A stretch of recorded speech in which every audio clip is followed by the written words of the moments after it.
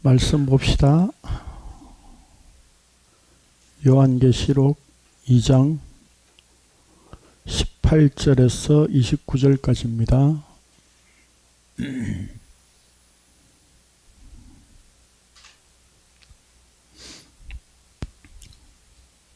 찾으셨나요? 예, 같이 읽겠습니다. 시작.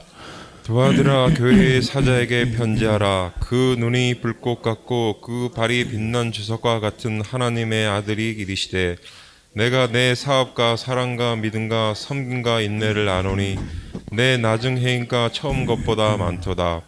그러나 내게 책망할 일이 있노라. 자칭 선지자라 하는 여자 이세벨을 내게 용납하느니 그가 내 종들을 가르쳐 깨어 행음하게 하고 우상의 제물을 먹게 하는도다. 또 내가 그에게 회개할 기회를 주었을 때 자기의 음행을 회개하고자 하지 아니하는도다. 볼지어다 내가 그를 침상에 던질 터이요 또 그와 더불어 간호하는 자들도 만일 그의 행위를 회개하지 아니하면 큰 환난 가운데 던지고, 또 내가 사망으로 그의 자녀를 죽이리니 모든 교회가 나는 사람들의 뜻과 마음의 슬픔을 지닌 줄 알지라. 내가 너희 각 사람의 행위대로 갚아주리라. 두아디라에 남아있어 이 교훈을 받지 아니하고 소위 사탄의 깊은 것을 알지 못하는 너희에게 말하노니 다른 짐으로 너희에게 지울 것은 없노라. 다만 너희에게 있는 것을 내가 올 때까지 굳게 잡으라. 이기는 자와 끝까지 내 일을 지키는 자에게 만국을 다스리는 권세를 주리니 그가 철장을 가지고 그들을 다스려 질그릇 깨뜨리는 것과 같이 하리니 나도 내 아버지께 받은 것이 그러하니라. 내가 또 그에게 새벽불을 주리라. 그 있는 자는 성령이 그들에게 하시는 말씀을 들을지어다.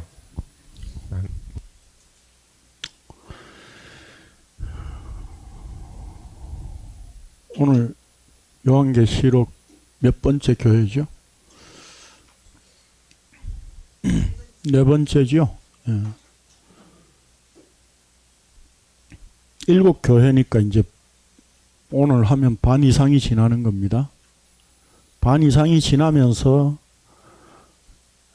제가 요한계시록을 어떻게 봐야 된다라고 하는 관점, 그걸 계속 말씀드렸죠. 교회를, 7교회를 어떻게 봐야 된다고요?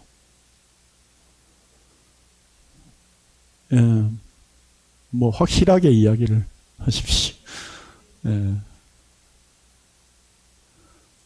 아니, 제가 이게 말을 자꾸 시키는 이유는 자꾸 말을 해보셔야 돼요. 머리로만 이렇게 기억하고 있으면 자꾸 잊어버린다니까요. 마음판에 새기기 위해서 신명기에 보면 기록을 하라 그랬잖아요. 문지방에 새기고, 문설주에 새기고, 손, 미간 이런 곳에 말씀을 새기라고 그러죠. 그 말씀을 새기는 것 자체가 목적이 아니라 마음판에 새기기 위해서. 그 물론 새기는 거는 성령께서 우리의 마음판에 새기게 해 주시죠. 내가 뭐 달달 외운다고 새겨지는 게 아닙니다. 그렇죠? 그렇지만 우리가 말로서 자꾸 이렇게 하셔야 돼요. 확인하셔야 돼요. 설명을 드리자면 뭐 이런 거죠. 7교회는 언약으로 완성된 7일 창조하신 그 언약을 보여주는 교회. 그게 7교회죠. 그래서 그 7교회는 바로 이 땅에, 지상에 있는 교회 자체가 목적이 아니라 주님의 몸된 교회를 설명하는 도구, 현장으로서 사용되어지는 거죠. 그러니까 에베소 교회, 서머나 교회, 버가모 교회, 두아디라 교회가 너희 이런 것들을 좀 잘못하고 있구나. 요거 좀 수정하면 좀 좋은 교회가 되겠어. 요즘 흔히 하는 말로 건강한 교회가 되겠어. 그렇게 말씀하신 것이 아니라는 거죠. 바울 서신을 비롯해서 교회에 대해서 계속 이야기하고 있는 내용은 주님의 몸된 교회가 따로 있는 거죠. 하늘의 교회. 주님의 몸된 교회. 그래서 지상에 두아디라 교회를 향해서 말씀하시는 것은 이 교회에 맞느냐. 이게 예수 그리스도를 머리로 한 몸이라고 그랬죠. 그러면 그 몸에 맞는 것인가? 다른 말로 하면 예수 그리스도의 몸인가 아닌가? 우리 장관님 기도하셨듯이 오늘 우리가 그거 확인하는 거예요. 주선교회로 모였다는 이야기는 주님의 몸이냐 이 말이에요. 우리가 주님의 몸에 이런 모습이 있는데 우리가 좀 수정하고 고치면 아름다운 교회가 될 거야. 그런 이야기 아니라 주님의 몸이냐 아니냐. 주님의 몸의 모습은 이런 거야. 그거 아니라면 교회 아니야. 이런 뜻에서 말씀하고 있다는 겁니다. 그 내용을, 그 관점을 여러분들이 놓치시면 안 됩니다. 계속해서 서신서뿐만 아니라 요한계시록을 볼 때도 그 관점을, 그 기본 베이스를 놓치지 마시기를 바랍니다. 그래야 주선교회를 주님의 몸인 교회로 착각하지 않는다는 겁니다. 그래서 주선교회는 뭐예요? 날마다 무너지고 없어져야 되는 교회예요. 그렇죠? 그래서 요한계시록의 7 교회들이 없어진 거예요. 서머나 교회는 아직 있죠. 근데 그 서머나가 아니라 어머나죠. 뭐 어머나 이런 교회가 다 있어 하는 그런 거죠. 특이한 교회입니다. 그래서 목사의 임무는 뭐예요? 교회를 날마다 무너뜨리는 겁니다. 주선교회는 회파되어져야 하는 교회입니다. 라고 하는 것을 말씀의 근거에서 늘 선포하는 자로 세워놓으신 거예요. 그런 점에서 우리가 오늘도 예수 그리스도의 몸된 교회로 확인할 수 있는 은혜가 있기를 원합니다. 교환을 보면서 설명드릴게요. 예수님께서 두아디라 교회를 향해 말씀하신 것을 잘 살펴보면 19절만 칭찬이고 26절 이하에서 이기는 자에 대한 약속을 제외하고 20절에서 25절까지가 6절이 책망과 경고의 말씀입니다. 근데 이걸 책망과 경고로 보면 안 된다 그랬죠. 또 말은 우리가 이렇게 표현하지만 달리 표현할 말이 없어서 이렇게 하지만 책망과 경고가 아니에요. 그럼 경고하면 우리가 이 경고를 받아들여서 고치면 되느냐, 그런 이야기가 아니다 이 말입니다.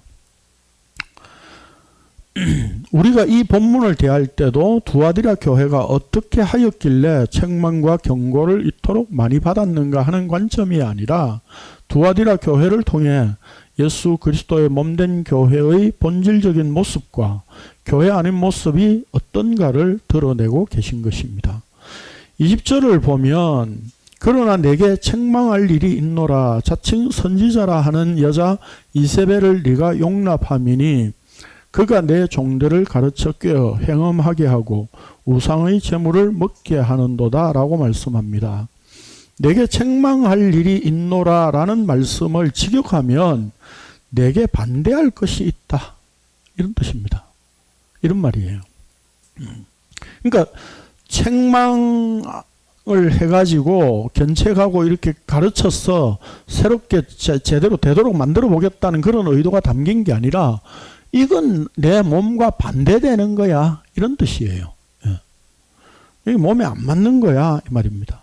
단순히 책망하고 야단치신다는 것이 아니라 예수 그리스도의 몸에 맞지 않는 반대되는 것을 말씀하신다는 의미입니다.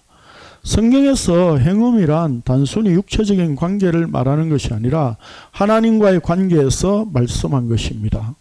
우상의 제물을 먹는다는 말은 우상과 하나 된다는 의미를 담고 있는 표현입니다.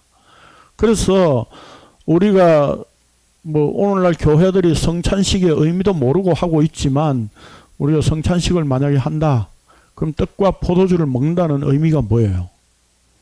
예수 그리스도와 하나됨을 확인하는 차원이죠. 그렇죠? 예수님의 살을 먹고 그 피를 마신다는 의미는 예수 그리스도 그분이 자기 육체를 내어주시고 피를 흘리는 죽음을 통해서 나와 하나 되기를 원하시는구나 라고 하는 그게 십자가라고요. 그런 점에서 먹는다는 의미는 하나 된다는 의미예요. 그래서 우상 제물을 먹는다라고 하는 말은 옛날에 우리가 뭐 교회에서 여러분 제사 음식 먹으면 안 됩니다, 이런 이야기를 하라고 있는 게 아니다 이 말입니다. 이런 구절들이. 예? 제사 음식 맛있게 드세요. 주면 이웃에서 주니까 우리는 교회 다니니까 이거 안 먹어도 괜찮습니다. 그렇게 하지 마세요. 그냥 받아 먹으세요. 공짜로 주는데. 예? 그 뭐 우상 제물이라서 안 먹는다. 그게 우상 제물이 아니에요. 여기 행음 자체가 뭐예요? 우상 숭배하는 게 행음이고, 그 우상 제물을 먹는다는 건 뭐예요? 그것과 하나 되는 것. 선악의 나무와, 창세기 표현은 선악의 나무와 하나 되는 것, 그걸 이야기하는 거예요. 그런 점에서 구약에서 사실 이 말이 온 그 배경이 어디에 있죠? 바알은 남신이고 아세라는 여신이에요. 하늘에 비를 내리는 신. 그래서 농사를 잘 되게 해주는 신. 그렇게 믿는 게 바알이에요. 근데 바알과 아세라 신을 섬긴다는 의미는 그 신들의 그 뭐라 그럴까요? 그 성관계를 통해서 우리에게 풍성한 그 비를 내려준다고 그렇게 믿는 우상 종교예요. 이방 종교예요. 그래서 그 제사 의식 자체가 여자 사제들과 제사장들과 이렇게 혼음을 하는 거예요. 그게 예배 의식이에요. 오늘날도 그런 종교 있잖아요. 그렇죠? 뭐 안 들어보셨어요? 예. 뭐 남녀 뭐 이런 교 있잖아요. 왜? 그런 것들이 아직도 있습니다. 예. 그러니까 그 제사의식 자체가 음행을 하는 거예요. 그래서 그 음행을 한다는 상징적인 표현으로 우상숭배를 한다, 이 말의 배경이 된 겁니다. 그래서 성경에서 행음이란 음행 이런 것들은 바로 우상숭배하는 것을 의미하는 표현입니다. 그래서 반대로 우리가 예수 그리스도를 믿는다는 것은 뭐예요? 신랑이신 예수 그리스도가 신부로서의 교회가 하나 되는 것. 예. 그걸 말하는 거죠. 자칭 선지자라 하는 여자 이세벨이란 구약에서 아합 왕의 아내로 등장하는 인물을 상징적으로 사용합니다. 이 이세벨에 대한 이야기는 다 아시죠? 예, 구약의 아합 왕 때에 이세벨이 이방 우상을 섬김으로써 온 이스라엘로 하여금 음행과 우상 숭배에 빠지게 했던 구약 사건을 배경으로 하여 발람과 니골라당의 교훈과 같은 것으로 나타내고 있습니다. 두아디라 교회가 자신을 선지자라 하는 여자 이세벨을 용납하였다는 것은 신부된 교회가 여자를 용납하는 음행이었습니다. 두아디라 교회가 이런 문제를, 그러니까 사실은 뭐예요? 이런 어떤 여자 이세벨을 용납했다는 이야기는 뭐예요? 그들이 바로 동성애를 저지르고 있다, 이런 뜻입니다. 사실은. 예. 두아디라 교회가 이런 문제를 처음부터 쉽게 받아들였다고 생각해서는 안 됩니다. 왜냐하면 이세벨이 갑자기 나타나서 나는 하나님의 말씀을 전하는 선지자이니까 내 말을 들어야 한다고 음행하고 우상 제물을 먹도록 하였다면 거부했을 것이기 때문입니다. 그렇죠? 안 그렇겠습니까? 그렇죠? 예수 그리스도를 위하고 하나님을 섬기는 것으로 가르치다가 결국에 음행을 하고 우상 제물을 먹도록 하였다는 겁니다. 그러니까 오늘날 교회들도 마찬가지죠. 예. 무조건 처음부터 예수 믿지 마 이렇게 안 한다 이 말입니다.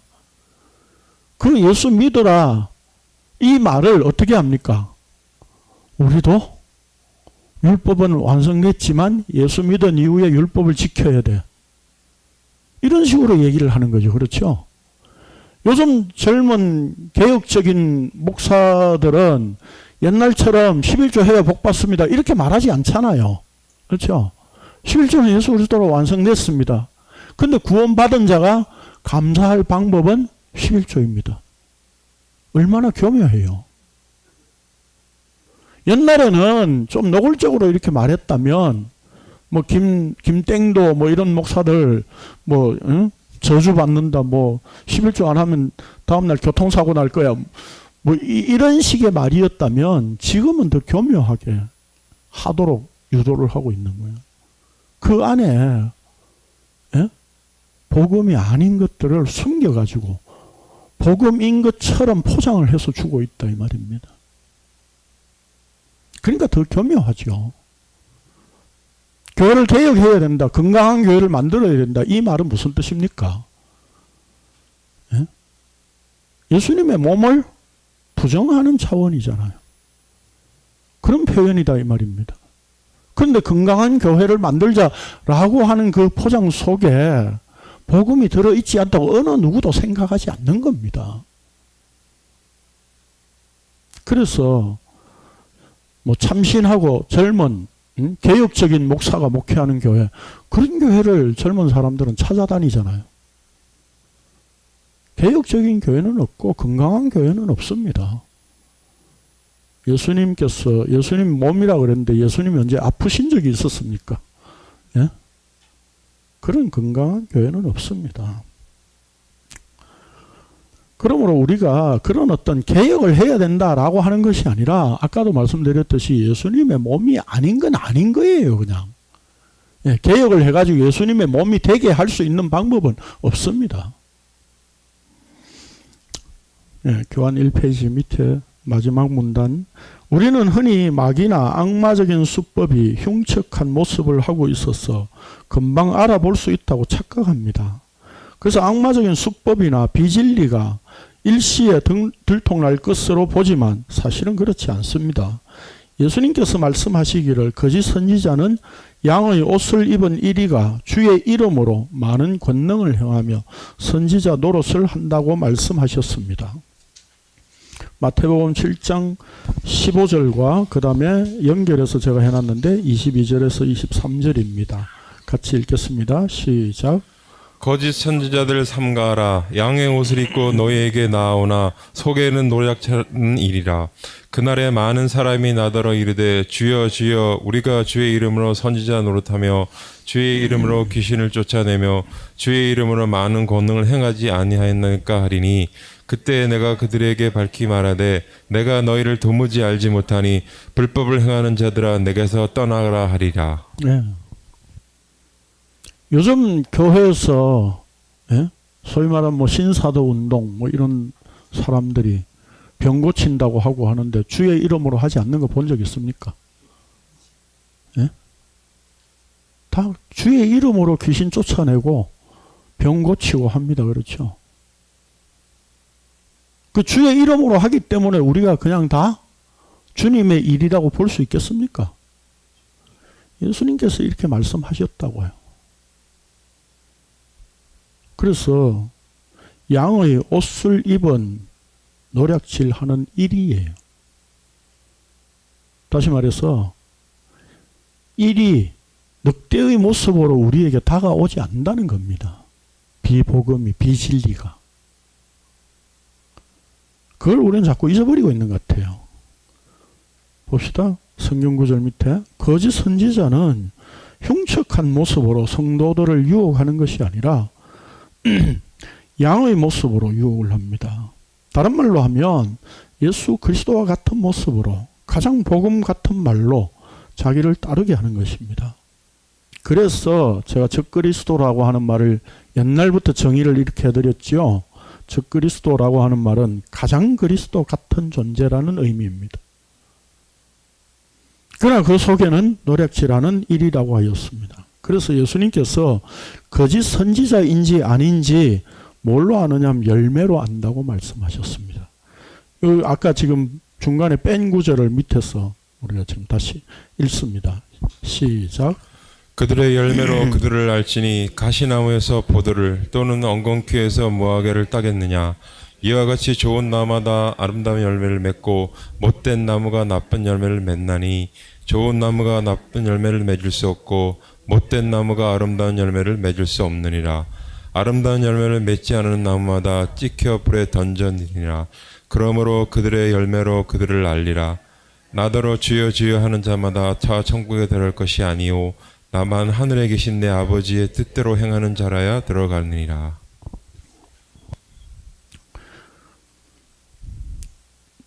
열매는 무엇에 의해서 이미 결정됩니까? 나무에 의해서 이미 결정되는 겁니다. 그렇죠?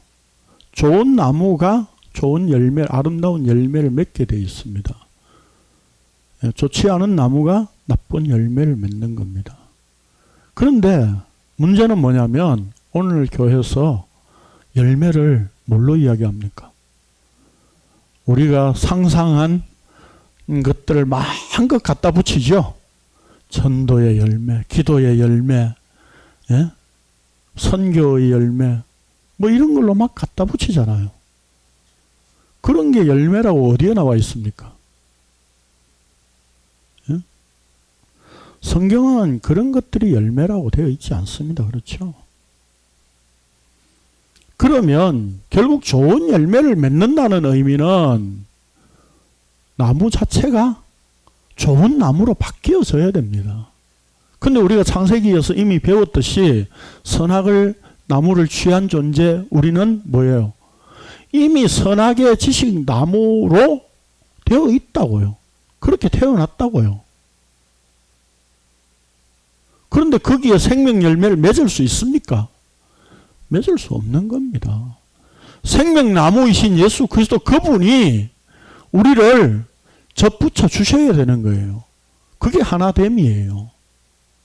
그렇게 그 나무가 생명나무가 되게 해 주셔야 되는 거예요. 그래서 요한복음 15장에서 가지는 나무에 붙어 있어야 된다고 그랬다고요. 그 나무에 붙어 있는 것만으로 그 가지 끝에 열매를 달아주시는 것 뿐이에요. 그게 내 열매입니까? 나무가 맺은 열매죠. 좀 더 읽고 설명드릴게요.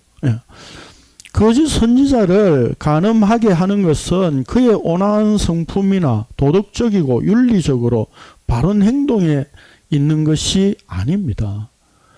이게 오늘날 사람들이 교회를 정하고 교회를 찾는 기준이 되고 있어요. 그렇잖아요? 예. 목사님이 얼마나 신실한 사람이냐, 윤리 도덕적으로 깨끗한 사람이냐, 이런 거예요. 겉으로 드러난 것만 그렇지 속에는 뭐예요? 속에는 쇳덩어리예요. 늘 말씀드리듯이 죄의 공장입니다. 저나 여러분이나 다 똑같이. 그런데 뭐 윤리적으로 똑바로 하고 바르게 하는 사람이 있을 수 있습니까? 윤리적으로는 그렇게 보일 수 있습니다. 그런 점에서 우리가 신학교에서도 기독교 윤리라고 배우거든요. 기독교 윤리라고 하는 것이 있을 수가 없는 것인데 학문화되어 있어요, 신학에서.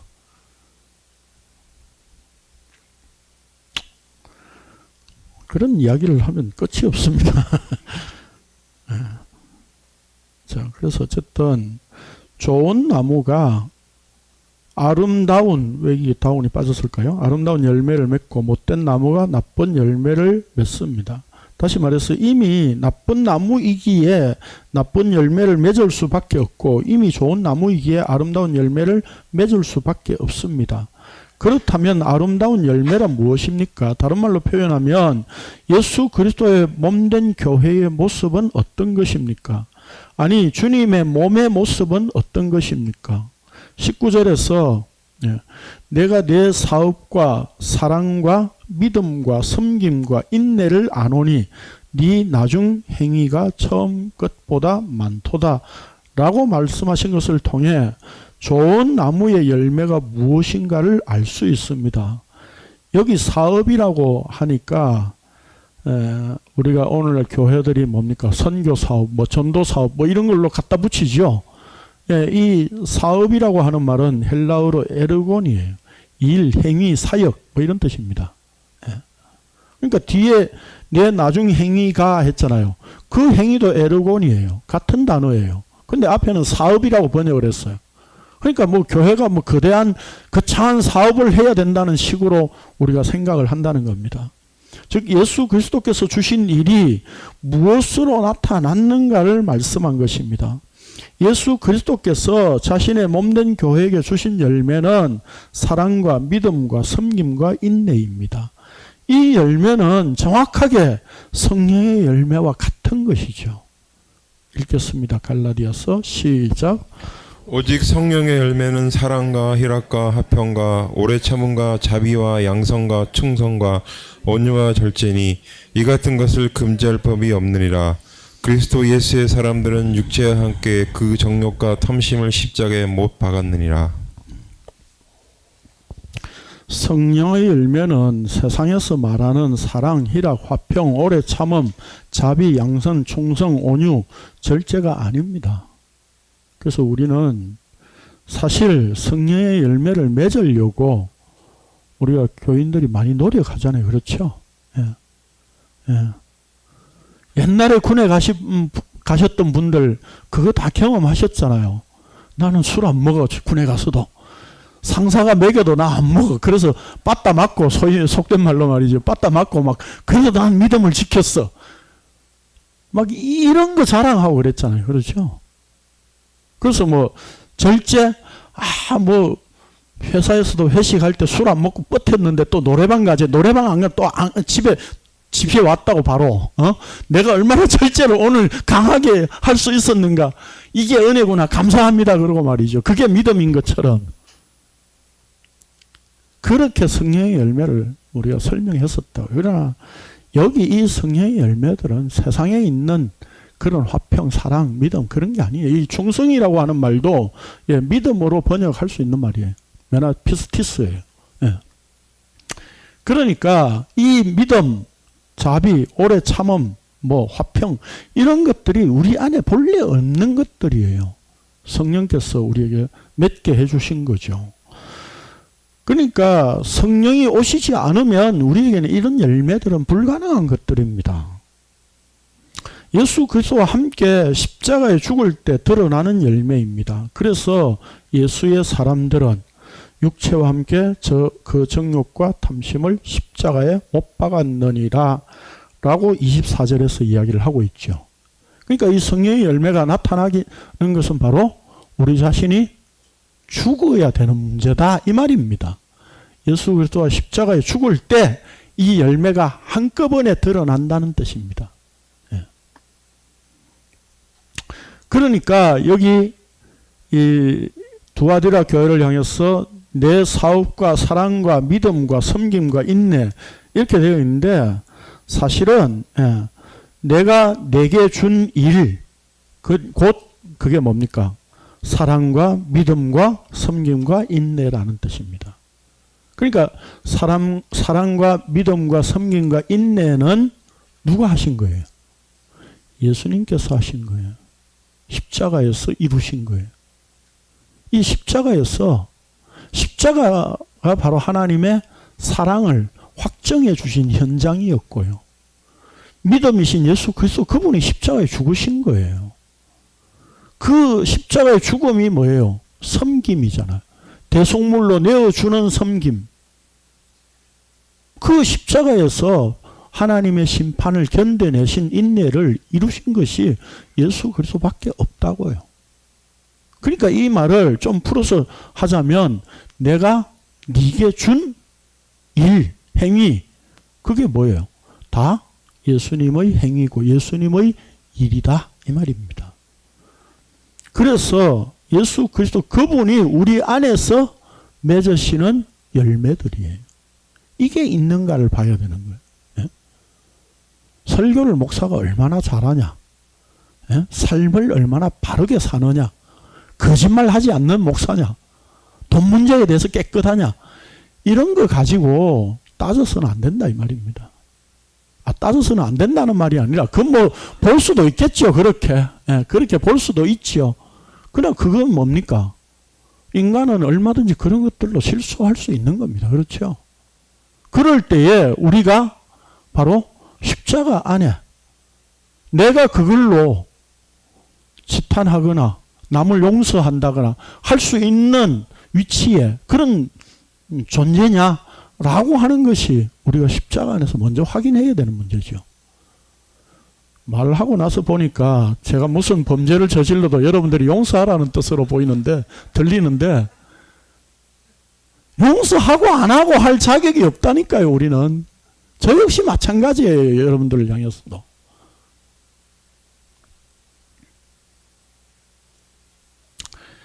그래서 진짜 목사로서의 목회를 한다면 뭡니까? 이런 범죄가 있으면 드러나서 정말 지탄받아야 될 일이 있다면 그만두면 돼요.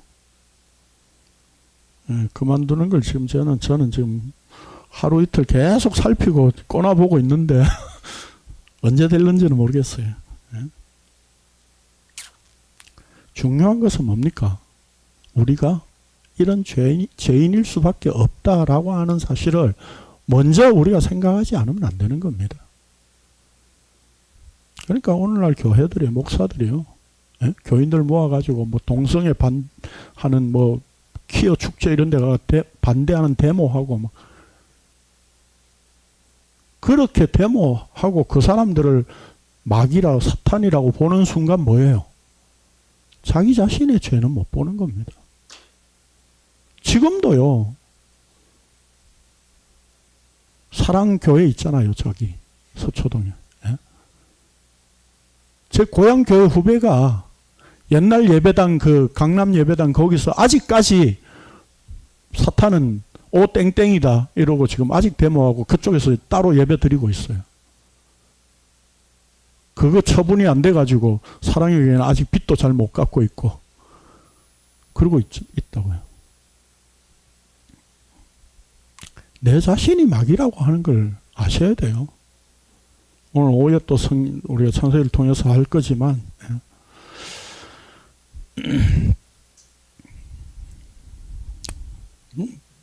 우리가 마귀와 사탄과 이미 선악과를 먹어서 하나 됐다고요. 그래서 선악의 나무를 취한 선악의 나무가 된 상태예요.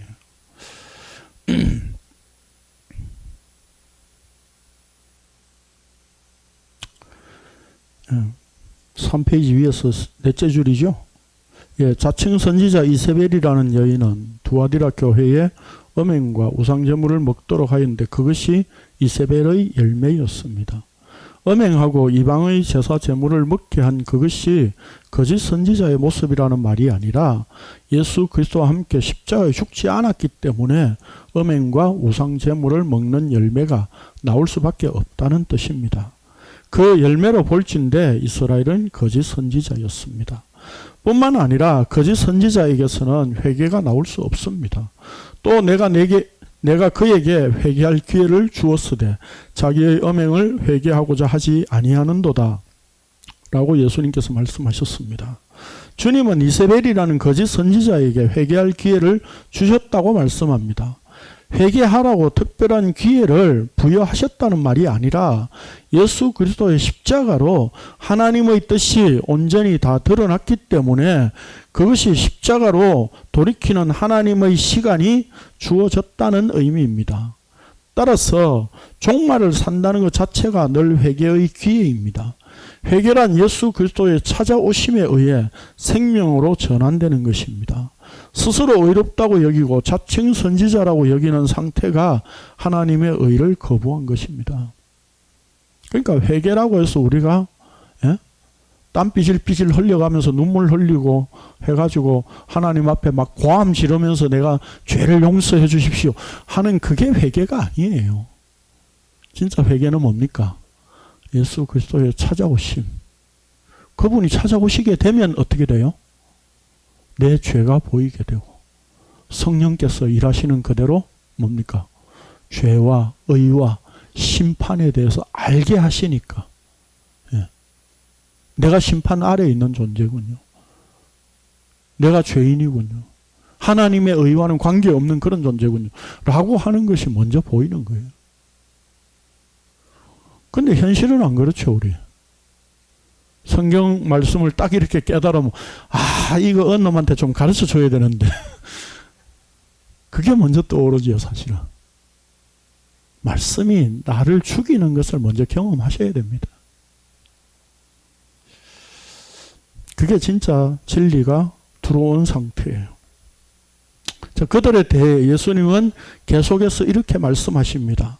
볼지어다 내가 그를 침상에 던질 터이요 또 그와 더불어 간음하는 자들도 만일 그의 행위를 회개하지 아니하면 큰 환난 가운데에 던지고 또 내가 사망으로 그의 자녀를 죽이리니 모든 교회가 나는 사람의 뜻과 마음을 살피는 자인 줄 알지라 내가 너희 각 사람의 행위대로 갚아주리라.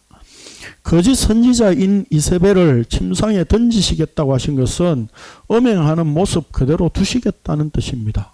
이게 심판이죠. 예. 그래서 옛날에 제가 심판을 표현할 때 뭐라고 표현했습니까? 우리가 하고 싶은 거 다 하는 그 자체가 심판 아래에 있는 모습이다 라고 하는 걸 아셔야 된다고요. 그리고 그의 자녀들까지 사망에 이르겠다고 하셨습니다. 예, 정확하게 표현하면 그녀의 자녀입니다. 그녀의 자녀란 22절에서 말씀한 바와 같이 그와 더불어 간음한 자들을 일컫는 것입니다. 이세벨의 사상에 동조하여 그와 함께 범죄하게 된 자를 말합니다. 사망으로 죽이리니 라는 표현은 창세기 2장 17절에서 선악의 지식나무를 취한 자들이 받을 죽고 죽으리라, 히브리어로 모트 타무트라고 하는 표현이라고 그랬죠. 이 심판을 그대로 표현한 겁니다. 즉 반드시 완전한 멸망에 이르도록 주께서 그렇게 하시겠다는 것입니다. 그러므로 하나님의 말씀이 십자가로 그 본질이 다 드러난 상태가 종말의 때이고 곧 회개의 때입니다. 그래서 이게 때라고 하는 것은요, 여기 교환에 안 했는데 헬라어로 말하면 크로노스예요. 크로노스는 뭡니까? 우리가 살아가는 세상의 시간이 아니라 하나님께서 내려오시는 시간, 하나님께서 역사 속에 하나님의 그 묵시의 상태를 집어넣어 주시는 게 그게 크로노스라고 그러죠. 카이로스, 카이로스. 저도 헷갈리네요. 정정해 주셔서 고맙습니다.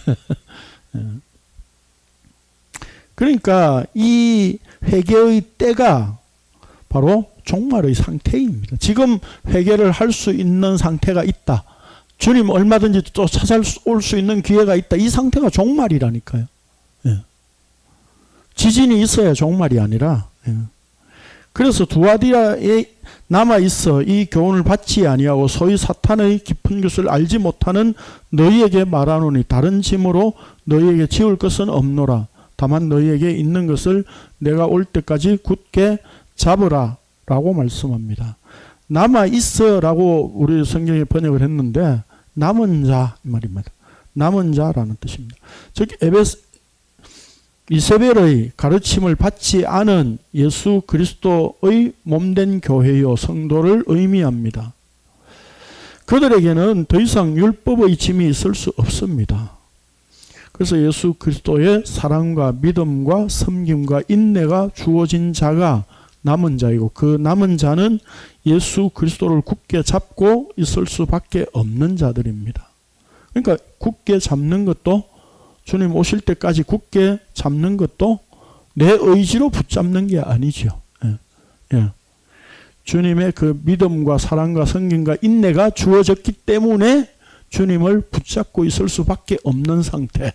그걸 얘기를 하는 겁니다. 자, 그렇게 함으로 모든 교회가 나는 사람의 뜻과 마음을 살피는 자인 줄 알게 될 것이라는 것입니다. 살피는 이라는 말은 헬라어 에류나오인데 찾다, 발견하다, 자세히 살피다, 수색하다 라는 뜻입니다. 무슨 뜻이겠어요? 사람의 뜻과 마음을 찾아서 발견해서 주님의 몸된 교회로 되게 하시는 분은 주님이시다 이 말입니다. 최종적으로 마귀를 심판하심으로 예수 그리스도의 몸된 교회를 찾아서 발견하고 교회 되게 드러내시는 분이 예수 그리스도시라는 의미입니다. 주님은 말씀을 통해 지금도 이렇게 드러내십니다. 그러기에 교회는 예수 그리스도 앞에 감출 수 있는 것이 아무것도 없습니다. 주님은 겉으로 드러난 우리의 행위만 보고 판단하시는 분이 아니라 자신의 교회에 주신 열매를 보고 아시는 분입니다. 그러므로 내가 너희 각 사람의 행위대로 갚아주리라 라고 말씀하신 겁니다. 이 말씀은 우리의 행위를 보시고 심판하신다는 그런 뜻이 아닙니다. 흔히 그렇게 많이 설명을 하죠. 예.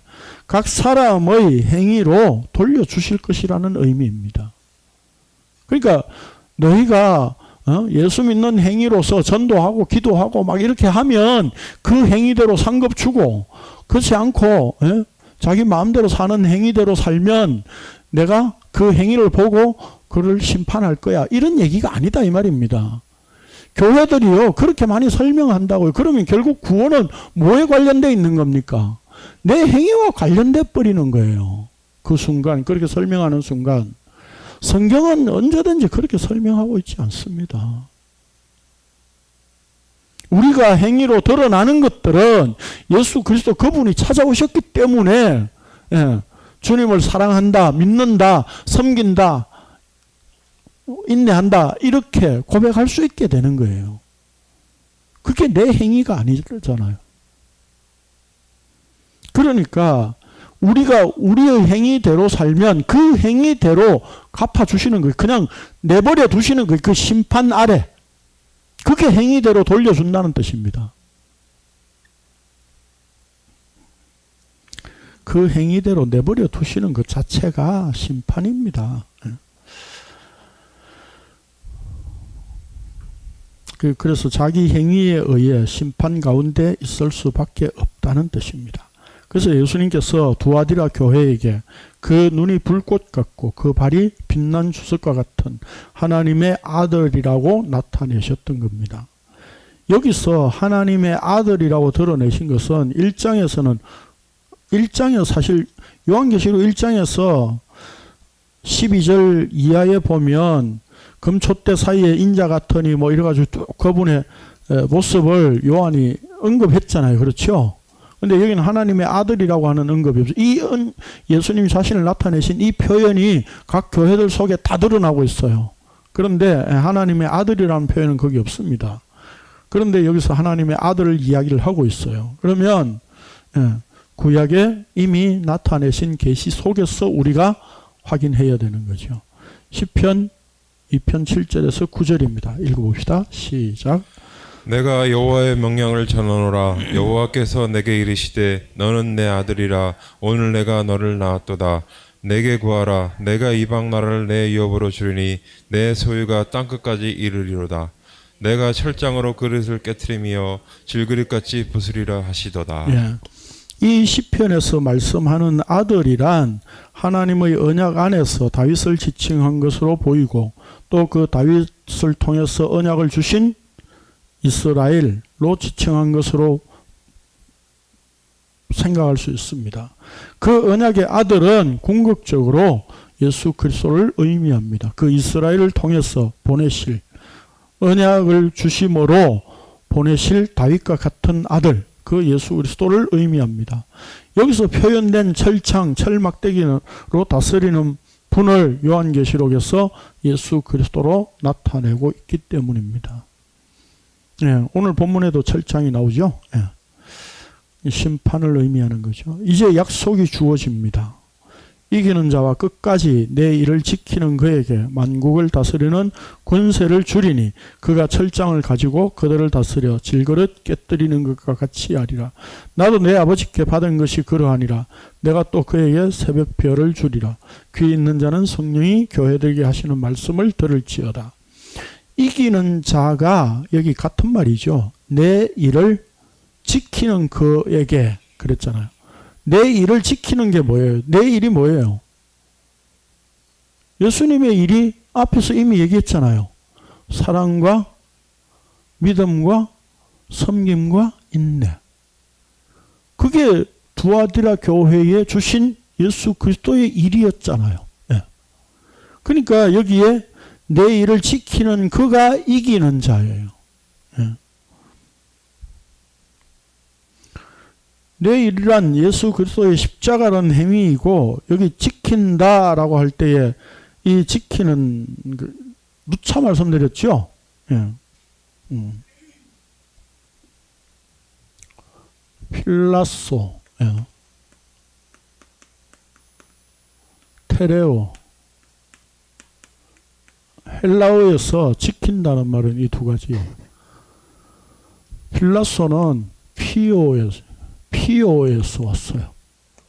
그래서 온 말이에요. 이건 꺼내서 보여준다는 뜻이에요. 예, 꺼내서 보여주는 거예요. 부자 청년이 네가 율법을 지켜라 라고 하니까 예, 필라소로 대답했어요. 내가 율법을 다 지켜서 꺼내서 사람들한테 다 보여줬습니다. 이 말이에요. 다른 말로 하면 내 의가 율법으로 충만해졌다는 것이 다른 사람들이 다 보고 있었습니다. 이 말이에요. 근데 예수님이 말씀하신 건 테레오예요. 이건 안으로 킵하는 거예요. 네, 지키는 거예요. 마음에 품는 거예요. 마음에 새기는 겁니다. 부자 청년은 계속 필라소로 말했는데 예수님은 테레오로 답변하셨어요. 여기에 이 지킨다라고 하는 말도 바로 테레오예요. 마음에 품고 새기는 거예요. 예. 그러므로 이기는 자란 이미 살펴본 바와 같이 예수 그리스도의 십자가에 함께 죽어 교회가 된 자들을 의미합니다. 여기 새벽별이란 하나님의 언약의 상징이죠. 이거 창세기 할 때 설명드렸죠. 두 광명체와 별 할 때에 그 별이 바로 예수 그리스도를 이야기하는. 그래서 아브라함에게 내 내 후손이 내 하늘에 별과 같이 많게 하겠다, 번성하게 하겠다 라고 하신 그 약속, 후손에 대한 약속, 그게 별로 표현했다 이 말입니다. 그럼 결국 그게 복이라면 바로 민수기에서 별로서 이 땅에 왕권을 가지고 오실 예수 그리스도. 그래서 민수기 24장 17절 제가 관로 해놨죠. 예. 이 말씀에 근거해서 누가 찾아왔어요? 예수님이 이 땅에 오셨을 때에 동방박사들이 찾아왔잖아요. 별을 보고. 그 별이 상징하는 게 뭐예요? 바로 언약의 후손이신 예수 그리스도. 그래서 아브라함에게 별과 같이 번성하게 하실 것이라는 말씀은 언약의 후손을 주신다는 뜻이고, 아브라함에게 주신 언약의 복은 진정한 언약의 후손이신 예수 그리스도로 말미암아 생명에 참여하게 되는 것을 의미합니다. 이런 아침 새벽이란 하나님의 일하심의 시작을 나타냅니다. 즉 예수 그리스도로 말미암아 생명이 시작되고 또한 완성된다는 의미입니다. 그러면 결국 새벽별을 준다는 의미는 뭐예요? 예수님이 자기 자신을 내어주셨다는 얘기예요. 이미 새벽별을 준다는 얘기는 내가 내 자신을 내어줄게. 그왜 이미 십자가로 내어주셨잖아요. 그분을 십자가에 죽으신 그 대속의 죽음을 내가 받은 거예요. 새벽별로서. 그 하나님의 언약이 완성되는 내용, 그걸 상징하는 별로 내가 받았다는 이야기입니다.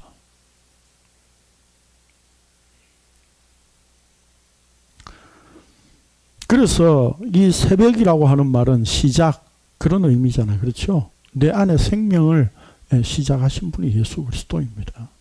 자, 마지막으로 그에게 만국을 다스리는 권세를 주리니 그가 철창을 가지고 그들을 다스려 질그릇 깨뜨리는 것 같이 하리라 라는 말씀은 예수 그리스도라는 말씀을 드러내므로 예수 그리스도가 말씀이라는 것을 드러내므로 세상에 임한 심판이 드러난다는 뜻입니다. 새벽별이신 예수 그리스도께서 자신을 내어주신 은혜로 인해 말씀 안에서 세상을 보기 때문에 세상은 이제 이미 심판 가운데 있는 것으로 볼 수밖에 없는 상태임을 드러내는 것입니다. 여러분, 하나님께서 우리가 창세기 창조를 우리가 배웠는데 왜 창조하셨어요? 부수려고 창조하신 거예요. 결국 그렇게 부심으로 그 부서지는 그것이 실체가 아니야, 허상이야 라고 하는 것을 보여주시기를 원하셨다고요. 그래서 실체가 되신 예수 그리스도 그분의 오심, 이게 우리 안에 주어져야 된다는 겁니다. 내가 또한 그분 안에 들어가고 그분이 내 안에 들어오는 하나됨, 이 교회를, 주님의 몸된 교회를 세우시는, 이게 하나님께서 처음 창조하시면서 가지셨던 계획이라고요. 오늘 오후에도 또 할 거지만, 머리 대신 예수 그리스도, 그분 안에 그분의 몸으로 되는 것, 그분과 같은 존재가 되는 것, 신됨, 하나님과 같은 존재가 됨, 이게 구원이고 이게 생명이에요. 이게 우리가 뭐 하나님과 같이 된다 이렇게 기존 교회에서 함부로 말하면 이단이라고 그러겠죠. 하나님은 피조물로 실컷 재짓겠다가 다시 끌어다가 피조물로 하나님을 찬양하는 그런 하나님 나라를 만들고자 하신 것이 아니었다고요. 그렇게 할 것 같으면 에덴 동산에서 처음부터 선악과를 만들지 말고 하나님을 계속 찬양하는 피조물로 그냥 창조하셨으면 됐잖아요. 선악과를 주신 이유가 뭐예요? 선악과도 아니잖아, 사실은. 선악의 나무죠. 선악의 지식나무. 그걸 주신 이유가 뭐예요? 하나님 자식과 같은 존재로 만들기 위해서 이런 복잡한 과정을 거치셨다고요.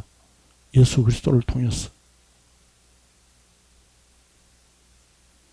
그분과 같은 존재로 만드셔서 교제하는 그 목적을 위해서 하나님은 그렇게 창조를 하셨던 겁니다.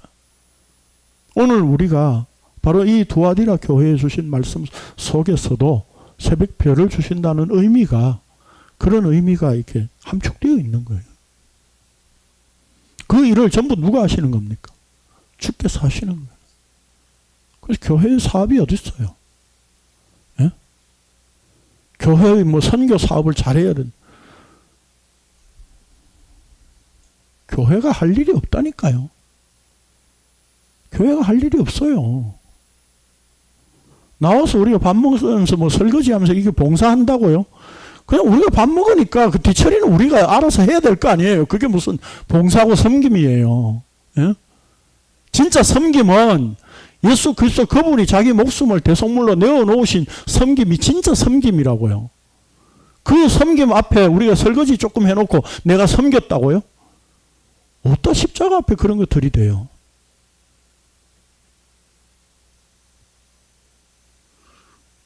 그냥 나는 힘이 남아 돌아서 내가 먼저 설거지 할게. 그런 거지. 무슨 그게 봉사고 섬김이에요. 예? 우리 교회는 할 일이, 그나마 할 일이 있는 게 설거지니까 설거지 가지고 제가 이렇게 시비를 거는 겁니다. 예? 그러니까 뭡니까? 일주일 내내 교회와 연관지어서, 주선교회와 연관지어서 살려고 하시지 말고 그냥 사시면 돼요. 우리에게 주신 내 안에 들어오신 믿음이신 그분과 함께 그냥 살면 돼요. 날마다 죽으면서. 그게 신앙생활이에요. 다른 거 없습니다. 또 죄짓고 또 십자가 확인하고 또 그래서 예수 그리스도 그분의 찾아오심을 또 확인하고 그걸 일생을 우리는 하게 돼 있어요. 점점 더 거룩하게 되는 거 그런 거 없다니까요. 얼마나 거룩하게 되셨어요? 예? 장로님들한테 죄송하지만 제가 어릴 때 다녔던 교회 성질 내시는 분들은 다 장로님이시더라고요.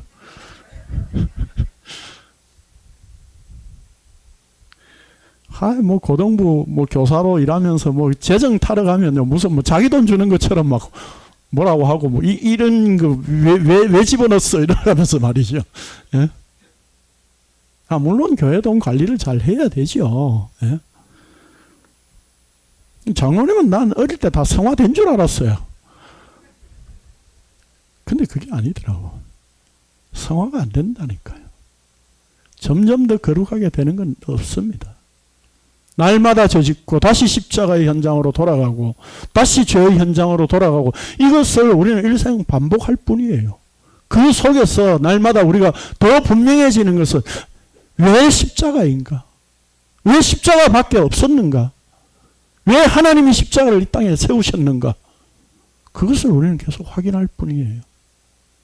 오늘도 우리가 이 말씀을 통해서 사랑과 믿음과 섬김과 인내로 십자가를 세우신 그 예수 그리스도, 그분이 우리에게 찾아오셔서 그게 내 일이 됐고 내가 그 예수 그리스도를 붙잡는 근거가 되어진 이 은혜를 놓치지 않으시기를 바랍니다. 기도하겠습니다. 거룩하신 주님 감사합니다. 우리는 우리 행위로 구원받으려고 무던히 노력했던 그런 자들이었습니다. 복음으로 불러주시고 십자가에 날마다 죽이시는 이 은혜를 확인하게 하여 주시니 감사를 드립니다. 내 사랑, 내 믿음, 내 인내, 내 섬김은 결코 하나님 앞에 용납될 수 없는 것임을, 십자가 앞에 갖다 댈 수 없는 것임을 오늘도 알게 하여 주시고, 이 일을 통해서 십자가 더욱 분명해지고 그 십자가의 일이 우리들에게 은혜로 주어진 그 주님의 일하심만 찬양과 감사의 조건이 되게 하여 주옵소서. 예수님의 이름으로 기도합니다. 아멘.